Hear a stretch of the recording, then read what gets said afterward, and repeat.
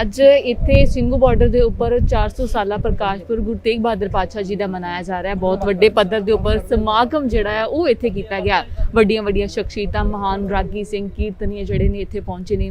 ਸੋ ਇੱਥੇ ਪਾਉਂਟਾ ਸਾਹਿਬ ਦੇ ਰਾਗੀ ਸਿੰਘ ਭਾਈ ਜਸਵੀਰ ਸਿੰਘ ਜੀ ਪਹੁੰਚੇ ਹੋਏ ਨੇ। ਉਹਨਾਂ ਨਾਲ ਅਸੀਂ ਗੱਲਬਾਤ ਕਰਦੇ ਹਾਂ ਅੱਜ ਦੇ ਦਿਨ ਦੇ ਉੱਪਰ ਗੁਰੂ ਤੇਗ ਬਹਾਦਰ ਪਾਤਸ਼ਾਹ ਜੀ ਦੇ ਨਾਲ ਸੰਬੰਧਿਤ।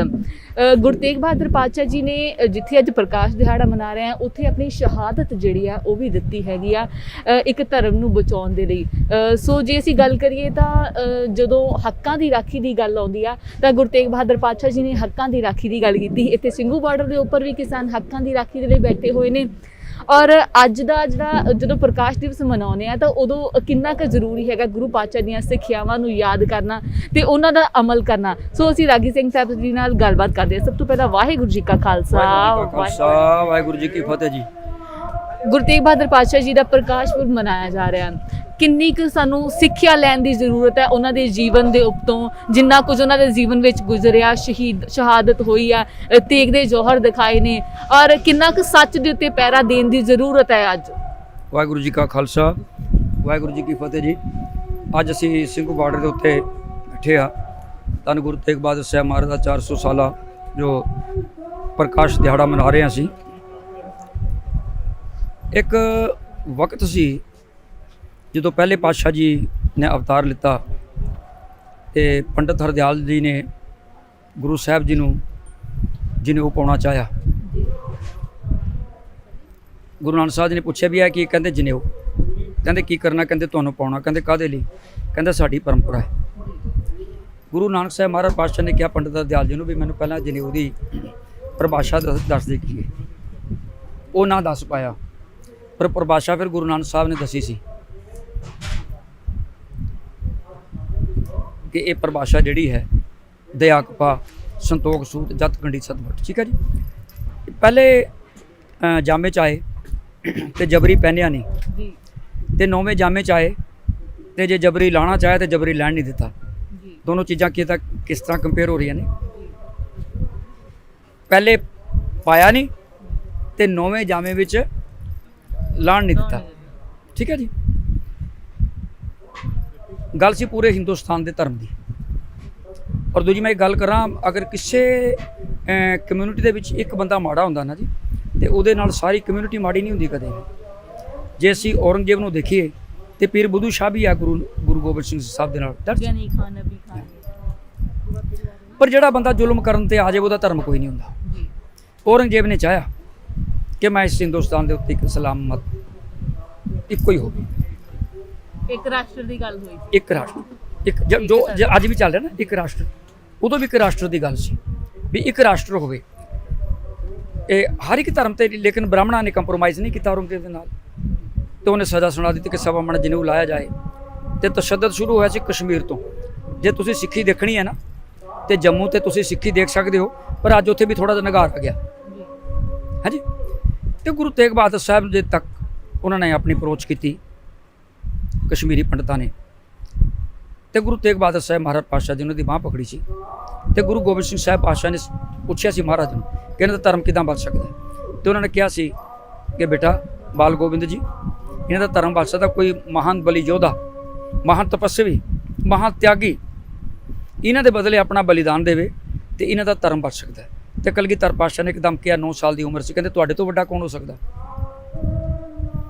ਆਪ ਜੇ ਮੈਂ ਗਿਆਤ ਲਈ ਗੱਲ ਕਰਾਂ, ਜਦੋਂ ਗੁਰੂ ਤੇਗ ਬਹਾਦਰ ਸਾਹਿਬ ਪਾਤਸ਼ਾਹ ਦਾ ਅਵਤਾਰ ਹੋਇਆ ਸੀ ਗੁਰੂ ਕੇ ਮਹਿਲ, ਗੁਰੂ ਹਰਗੋਬਿੰਦ ਸਾਹਿਬ ਮਹਾਰਾਜ ਪਾਤਸ਼ਾਹ ਸ੍ਰੀ ਹਰਿਮੰਦਰ ਸਾਹਿਬ ਸ੍ਰੀ ਆਸਾ ਕੇ ਵਾਰ ਦਾ ਕੀਰਤਨ ਸਰਵ ਕਰ ਰਹੇ ਸਨ। ਉਹਨਾਂ ਨੂੰ ਪਤਾ ਲੱਗਾ ਤੇ ਮਹਾਰਾਜ ਕਹਿੰਦੇ ਵੀ ਅਰਦਾਸਾ ਹੋ ਲੈਣ ਦਿਓ। ਅਰਦਾਸਾ ਹੋਇਆ, ਪ੍ਰਸ਼ਾਦ ਲਿੱਤਾ, ਤੇ ਜਦੋਂ ਗੁਰੂ ਕੇ ਮਹਿਲ ਪਹੁੰਚੇ ਤੇ ਦਰਸ਼ਨ ਦਿਦਾਰਾ ਕੀਤਾ ਤੇ ਗੁਰੂ ਹਰਗੋਬਿੰਦ ਸਾਹਿਬ ਮਹਾਰਾਜ ਪਾਤਸ਼ਾਹ ਜੀ ਨੇ ਗੁਰੂ ਤੇਗ ਬਹਾਦਰ ਸਾਹਿਬ ਦੇ ਚਰਨਾਂ ਦੇ ਵਿੱਚ ਨਤਮਸਤਕ ਹੋ ਕੇ ਨਮਸਕਾਰ ਕੀਤੀ ਸੀ। ਤੇ ਬਾਬਾ ਬੁੱਢਾ ਸਾਹਿਬ ਨੇ ਕਿਹਾ, ਮਹਾਰਾਜ ਆਹ ਕੀ ਕੀਤਾ ਵੀ ਤੁਸੀਂ ਇੱਕ ਪਿਤਾ ਹੋ ਕੇ ਪੁੱਤਰ ਨੂੰ ਨਮਸਕਾਰ ਕਰ ਰਹੇ ਹੋ। ਕਹਿੰਦੇ ਮੈਨੂੰ ਇਹਦਾ ਆਉਣ ਵਾਲਾ ਭਵਿੱਖ ਦਿਖ ਰਿਹਾ। ਕਹਿੰਦੇ ਇਹ ਕੋਈ ਆਮ ਨਹੀਂ, ਕਹਿੰਦਾ ਜਦੋਂ ਇਹ ਆਪਣੀ ਉਮਰ 'ਚ ਆਏਗਾ, ਆਉਣ ਵਾਲਾ ਸਮਾਂ ਹੋਵੇਗਾ, ਇਹ ਕਹਿੰਦਾ ਹਿੰਦੁਸਤਾਨ ਦੀ ਅਜ਼ਮਤ ਨੂੰ ਬਚਾਏਗਾ। ਇਹ ਇੱਕ ਐਸੇ ਧਰਮ ਨਾਲ ਟੱਕਰ ਲਵੇਗਾ, ਪਰ ਜਿਹੜਾ ਇਹਦੇ ਨਾਲ ਟੱਕਰ ਲਵੇਗਾ ਉਹ ਹਾਰ ਜਾਏਗਾ, ਪਰ ਇਹ ਜਿੱਤੇਗਾ। ਉਹ ਸੰਘਰਸ਼ ਸੀ।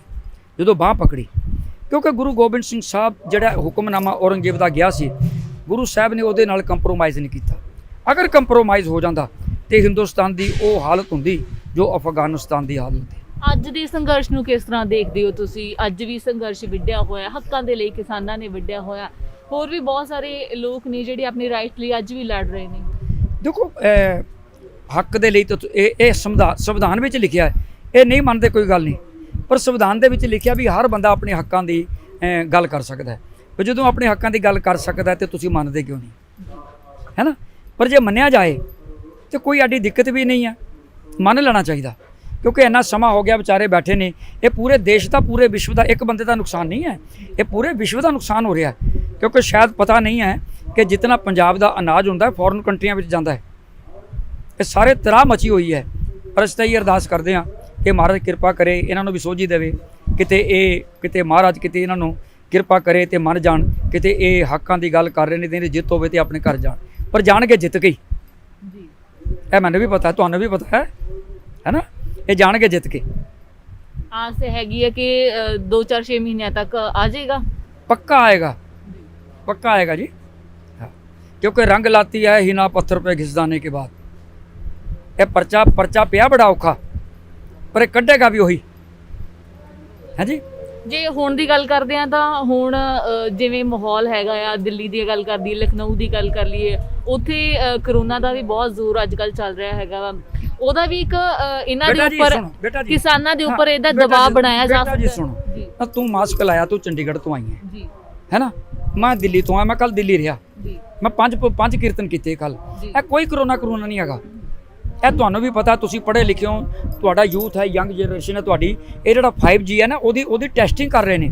ਜਦੋਂ 4G ਆਇਆ ਸੀ, ਤੁਹਾਨੂੰ ਪਤਾ ਕਿਤਨਾ ਪੰਛੀ ਮਰਿਆ ਸੀ, ਤੇ ਹੁਣ ਉਹ 5G ਦਾ ਹੈਗਾ, ਕੋਈ ਇਹ ਇੱਕ ਹੂਆ ਬਣਾ ਦਿੱਤਾ ਹੈ। ਨਹੀਂ, ਕਰੋਨਾ ਤਾਂ ਹੈਗਾ, ਅਸੀਂ ਇਸ ਚੀਜ਼ ਨੂੰ ਨਕਾਰ ਨਹੀਂ ਸਕਦੇ, ਕਿਉਂਕਿ ਜਦੋਂ ਲੈਬ ਦੇ ਵਿੱਚ ਟੈਸਟ ਹੁੰਦਾ ਤੇ ਟੈਸਟ ਵਿੱਚ ਉਹ ਸਾਹਮਣੇ ਆਉਂਦੀ ਹੈ ਚੀਜ਼। ਬੇਸ਼ੱਕ ਉਹਦੇ ਨਾਲ ਡਰ ਵੀ ਇੱਕ ਕ੍ਰੀਏਟ ਕੀਤਾ ਜਾ ਰਿਹਾ, ਕਿਉਂਕਿ ਮਨੁੱਖ ਦੀ ਇੱਕ ਇਦਾਂ ਦੀ ਸੋਚ ਹੁੰਦੀ ਹੈ, ਸੋਚ ਇਦਾਂ ਦੀ ਹੁੰਦੀ, ਜੇ ਉਹਨੂੰ ਡਰ ਲੱਗਦਾ ਹੈ ਬੰਦੇ ਨੂੰ, ਤੇ ਡਰ ਦੇ ਨਾਲ ਹੀ ਉਹ ਬੰਦਾ ਖਤਮ ਹੋ ਜਾਂਦਾ ਹੈ। ਜੋ ਮਨ 'ਚ ਸੋਚਦਾ ਉਹੀ ਕੁਝ ਉਹਦੇ ਨਾਲ ਵਾਪਰ ਜਾਂਦਾ। ਹੁਣ ਤੁਸੀਂ ਦੇਖੋ ਵੀ ਆਹ ਜਿਹੜੀਆਂ ਚੀਜ਼ਾਂ ਪਹਿਲੇ ਵੀ ਆਮ ਹੁੰਦੀਆਂ ਸੀ ਨਾ ਲੋਕਾਂ ਨੂੰ, ਦਮੇ ਦੀ ਬਿਮਾਰੀ, ਸਾਹ ਦੀ ਬਿਮਾਰੀ, ਟਾਈਫਾਇਡ, ਨਮੂਨੀਆ, ਉਦੋਂ ਕੀ ਨਾਮ ਦਿੰਦੇ ਸੀ?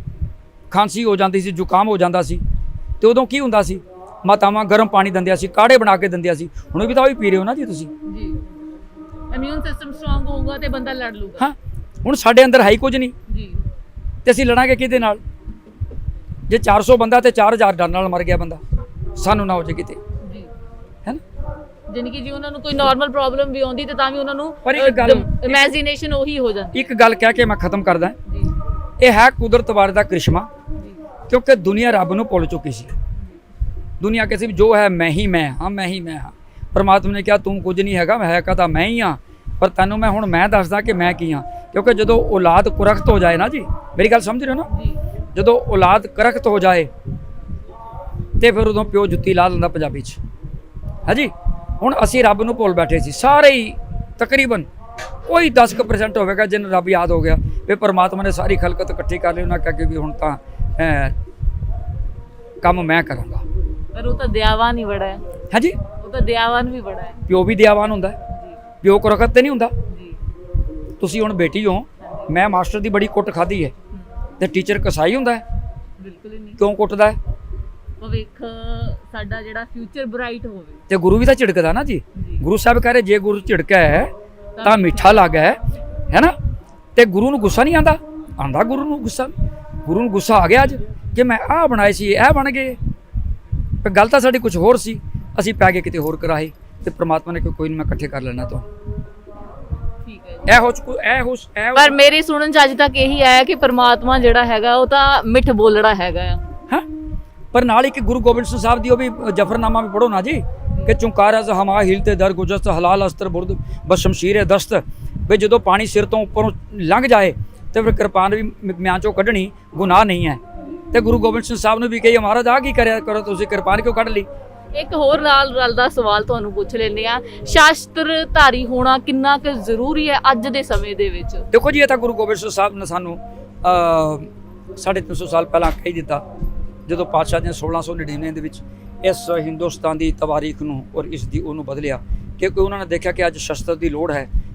ਕਿਉਂ ਕਿ ਜਦੋਂ ਗੁਰੂ ਤੇਗ ਬਹਾਦਰ ਸਾਹਿਬ ਦਾ ਸੀਸ ਜੈਤਾ ਲੈ ਕੇ ਗਿਆ ਸੀ ਅਨੰਦਪੁਰ ਸਾਹਿਬ, ਤੇ ਗੁਰੂ ਗੋਬਿੰਦ ਸਾਹਿਬ ਨੇ ਇੱਕ ਸਵਾਲ ਕੀਤਾ ਸੀ ਜੈਤੇ ਨੂੰ ਵੀ ਦਿੱਲੀ ਦੇ ਉਸ ਚਾਂਦਨੀ ਚੌਂਕ ਦੇ ਵਿੱਚ ਕਿਤਨੀ ਖਲਕਤ ਸੀ। ਕਹਿੰਦੇ ਮਹਾਰਾਜ ਬਹੁਤ ਭੀੜ ਸੀ। ਕਹਿੰਦੇ ਕਿਸੇ ਨੇ ਹਾਂ ਦਾ ਨਾਰਾ ਮਾਰਿਆ, ਕਹਿੰਦੇ ਨਹੀਂ ਮਾਰਿਆ। ਕਹਿੰਦੇ ਕਿਉਂ? ਕਹਿੰਦੇ ਉਸ ਔਰੰਗਜ਼ੇਬ ਦੀ ਦਹਿਸ਼ਤ ਤੋਂ ਇਤਨਾ ਕੰਬ ਗਿਆ ਦਿੱਲੀ ਕਿ ਜਿਹੜੇ ਉੱਪਰ ਪੰਛੀ ਵੀ ਉਡਾਰੀਆਂ ਮਾਰ ਰਹੇ ਸਨ, ਉਹਨਾਂ ਨੇ ਵੀ ਆਲਣਿਆਂ 'ਚ ਪਨਾਹ ਲੈ ਲਈ, ਕਿਸੇ ਨੇ ਬਾਹਰ ਨਿਕਲ ਕੇ ਜੁਰਤ ਨਹੀਂ ਕੀਤੀ। ਪਰ ਗੁਰੂ ਗੋਬਿੰਦ ਸਿੰਘ ਸਾਹਿਬ ਪਾਤਸ਼ਾਹ ਦੇ ਫਿਰ ਖੂਨ 'ਚ ਉਬਾਲਾ ਆਇਆ ਸੀ। ਕਹਿੰਦੇ ਜਤਿਆ ਹੁਣ ਮੈਂ ਇੱਕ ਐਸਾ ਪੰਥ ਸਜਾਵਾਂਗਾ ਵੀ ਜਿਹੜਾ ਆਲਣਿਆਂ ਵਿੱਚ ਪਨਾਹ ਨਹੀਂ ਲਵੇਗਾ। ਇਹ ਹੁਣ ਬੈਠੇ ਨੇ ਨਾ ਸੰਘਰਸ਼ ਮੋਰਚੇ 'ਚ, ਤੇ ਜੇ ਹੁੰਦਾ ਤੇ ਆਲਣਿਆਂ 'ਚ ਪਨਾਹ ਲੈ ਲੈਂਦੇ, ਪਰ ਆਪਣੇ ਹੱਕਾਂ ਦੀ ਗੱਲ ਕਰਨ ਆਏ ਨੇ। ਤੇ ਧੰਨ ਗੁਰੂ ਗੋਬਿੰਦ ਸਿੰਘ ਸਾਹਿਬ ਨੇ ਫਿਰ ਖਾਲਸਾ ਪੰਥ ਸਜਾਇਆ ਸੀ, ਫਿਰ ਸ਼ਸਤਰ ਦਿੱਤੇ ਸੀ। ਪਰ ਮਹਾਰਾਜ ਨੇ ਕਿਹਾ ਸੀ ਕਿ ਇਹ ਜਿਹੜਾ ਸ਼ਸਤਰ ਹੈ ਕਿਸੇ ਇਸਤਰੀ ਤੇ ਨਾ ਚੱਲੇ, ਕਿਸੇ ਦੇ ਮਜ਼ਲੂਮ ਤੇ ਨਾ ਚੱਲੇ। ਇਹ ਸ਼ਸਤਰ ਕਿਸੇ ਦੇ ਧਰਮ ਦੀ ਆਨ ਤੇ ਸ਼ਾਨ ਨੂੰ ਬਚਾਉਣ ਲਈ ਚੱਲੇ, ਤੇ ਫਿਰ ਫਾਇਦਾ ਹੈ। ਜੇ ਇਸ ਸ਼ਸਤਰ ਦੀ ਵਰਤੋਂ ਕਰੇਗਾ ਤੇ ਫਿਰ ਮੇਰੀ ਤੇਰੇ ਤੇ ਮਿਹਰ ਨਹੀਂ ਹੋਣੀ। ਸ਼ਸਤਰਧਾਰੀ ਹੋਣਾ ਸਾਡੇ ਲਈ ਬੜਾ ਜ਼ਰੂਰੀ ਹੈ। ਜਿਵੇਂ ਤੁਸੀਂ ਹੁਣੇ ਇੱਕ ਕੀਰਤਨ ਦੇ ਦੌਰਾਨ ਬਹੁਤ ਖੂਬਸੂਰਤ ਵਾਕਿਆ ਵੀ ਸੁਣਾਇਆ ਸੀਗਾ ਕਿ ਸ਼ਾਸਤਰਾਂ ਦੀ ਜਿਹੜੀ ਜ਼ਰੂਰਤ ਜਦੋਂ ਹੁੰਦੀ ਹੈ ਉਦੋਂ ਸ਼ਾਸਤਰ ਕਿਸ ਪ੍ਰਕਾਰ ਸਾਡੇ ਕੰਮ ਆਉਂਦੇ ਨੇ। ਤੁਸੀਂ ਭਾਈ ਬਲਬੀਰ ਸਿੰਘ ਜੀ ਦੀ ਗੱਲ ਕੀਤੀ ਸੀ। ਹਾਂਜੀ ਹਾਂਜੀ, ਦੇਖੋ ਜਦੋਂ ਭੀੜ ਹੈ, ਹੁਣ ਕੋਈ ਆਤਮ ਰੱਖਿਆ ਕਰੀ। ਹੁਣ ਦੇਖੋ ਤੁਸੀਂ ਹੋ ਇੱਕ ਐਗਜ਼ਾਮਪਲ ਹੈ, ਤੁਹਾਡੇ ਕੋਲ ਕੁਝ ਨਹੀਂ ਹੈ, ਕਿਉਂਕਿ ਕਲਗੀਧਰ ਗੁਰੂ ਗੋਬਿੰਦ ਸਿੰਘ ਸਾਹਿਬ ਮਹਾਰਾਜ ਪਾਤਸ਼ਾਹ ਕਹਿੰਦੇ ਧੀ ਕਿਸੇ ਦੀ ਵੀ ਹੋਵੇ, ਉਹ ਜਦੋਂ ਵਿਪਤਾ ਵਿੱਚ ਖੜੀ ਹੈ ਤੁਹਾਡੀ ਏ, ਉਹ ਕਿਸੇ ਦੀ ਵੀ ਹੋਵੇ। ਇਹ ਗੁਰੂ ਗੋਬਿੰਦ ਸਿੰਘ ਸਾਹਿਬ ਦਾ ਇੱਕ ਸਾਡੇ ਤੇ ਕਿਰਪਾ ਕੀਤੀ ਹੈ ਸਿੱਖ ਤੇ। ਸਿੱਖ ਨਹੀਂ ਵੇਖਦਾ, ਤੇ ਮਹਾਰਾਜ ਕਹਿੰਦਾ ਵੀ ਜੇ ਹੁਣ ਕਿਸੇ ਤੇ ਭੀੜਾ ਤੇ ਐ ਤੂੰ ਤੇ ਤੇਰੇ ਕੋਲ ਕੁਝ ਨਹੀਂ ਹੈ। ਹੁਣ ਜੇ ਕੋਈ 10 ਬੰਦੇ ਕਿਸੇ ਦੇ ਉੱਤੇ ਆਪਣਾ ਹਮਲਾ ਕਰ ਦੇਣ, ਉਹਦੇ ਕੋਲ ਕੁਝ ਨਾ ਹੋਵੇ, ਤੇ ਮੇਰੇ ਵਰਗਾ ਬੰਦਾ ਤਿਆਰ ਹੋਵੇ, ਤੇ ਫਿਰ ਉਹ ਜੇ ਖੜਾ ਹੋ ਜਾਵੇ ਫਿਰ ਉਹ 100 ਬੰਦੇ ਤੇ ਭਾਰੂ ਹੋ ਜਾਂਦਾ ਹੈ। ਕਿਉਂਕਿ ਇਹ ਸ਼ਸਤਰ ਦੇ ਉੱਤੇ ਮੇਰੀ ਨਹੀਂ, ਇਹ ਗੁਰੂ ਗੋਬਿੰਦ ਸਿੰਘ ਸਾਹਿਬ ਦੀ ਕਿਰਪਾ ਹੈਗੀ ਇਸ ਸ਼ਸਤਰ ਦੇ ਉੱਤੇ। ਇਹ ਇਸ ਲਈ ਜ਼ੋਰਾਵਰ ਹੈ ਸ਼ਸਤਰ, ਇਸ ਲਈ ਬੰਦਾ ਡਟ ਕੇ ਖੜਾ ਹੋ ਜਾਂਦਾ, ਇਹ ਗੱਲ ਹੈ ਜੀ। ਬਿਲਕੁਲ ਜੀ। ਸੋ ਗੁਰੂ ਤੇਗ ਬਹਾਦਰ ਪਾਤਸ਼ਾਹ ਜੀ ਦਾ ਪ੍ਰਕਾਸ਼ ਦਿਹਾੜਾ ਹੈ ਜਿਹੜਾ ਸਿੰਘੂ ਬਾਰਡਰ ਦੇ ਉੱਪਰ ਮਨਾਇਆ ਜਾ ਰਿਹਾ ਹੈ। ਉਹਦੇ ਨਾਲ ਜਿਹੜੀਆਂ ਗੁਰੂ ਸਾਹਿਬ ਦੀਆਂ ਸਿੱਖਿਆਵਾਂ ਨੇ ਉਹਦੇ ਤੇ ਚੱਲਣਾ ਵੀ ਬਹੁਤ ਜ਼ਰੂਰੀ ਹੈ। ਗੁਰੂ ਪਾਤਸ਼ਾਹ ਜੀ ਨੇ ਆਪਣਾ ਬਲੀਦਾਨ ਦਿੱਤਾ ਸੀਗਾ ਹੱਕਾਂ ਦੀ ਰਾਖੀ ਦੇ ਲਈ, ਤੇ ਅੱਜ ਵੀ ਜੇ ਅਸੀਂ ਗੱਲ ਕਰਦੇ ਹਾਂ ਤੇ ਹੱਕਾਂ ਦੀ ਰਾਖੀ ਦੇ ਲਈ ਹੀ ਕਿਸਾਨ ਇੱਥੇ ਬੈਠੇ ਹੋਏ ਨੇ।